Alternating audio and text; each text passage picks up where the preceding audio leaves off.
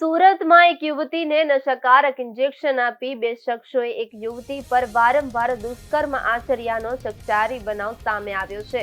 રાજસ્થાનના કોટાની યુવતીનો સોશિયલ મીડિયાના માધ્યમથી અમન નામના આરોપી સાથે સંપર્ક થયો હતો।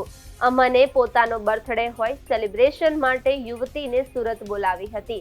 અમનના મિત્ર મોહમ્મદ તોહદુલ પણ હિન્દુ નામ ધારણ કરી યુવતીના સંપર્કમાં આવ્યો હતો। અમને અને મોહમ્મદે સુરત આવેલી યુવતીને નશાકારક ઇન્જેક્શન આપી વારંવાર દુષ્કર્મ આચર્યું હોવાની ફરિયાદ નોંધાતા પોલીસે બંને આરોપીને ઝડપી વધુ તપાસ હાથ ધરી છે।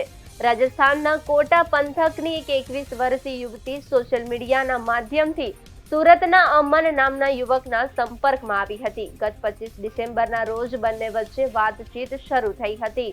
યુવતીનો 1 જાન્યુઆરીએ જન્મદિવસ હોવાથી આરોપી અમન ઉર્ફે સાગરે તેને લલચાવી ફોસલાવીને બર્થડે સેલિબ્રેશન કરવા માટે સુરત આવવા આમંત્રણ આપ્યું હતું। મિત્રતાના વિશ્વાસે યુવતી કોટાથી સુરત આવી પહોંચી હતી, પરંતુ તેને અંદાજ નહોતો કે અહીં તેની સાથે હેવાનિયતની તમામ હદો પાર કરવામાં આવશે।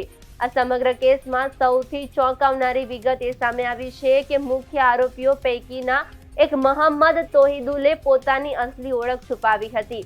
તોહિદુલે પીડિતાને પોતે હિન્દુ હોવાનું જણાવ્યું હતું અને પોતાનું નામ રોહિત ઉર્ફે તુષાર હોવાની ખોટી ઓળખ આપી હતી।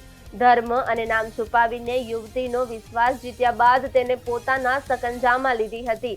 આ રીતે સોશિયલ મીડિયા પર ફેક પ્રોફાઇલ અને ખોટી ઓળખ ઊભી કરી યુવતીને પ્રેમજાળમાં ફસાવવાનું આયોજનબદ્ધ કાવતરું ઘડવામાં આવ્યું હતું।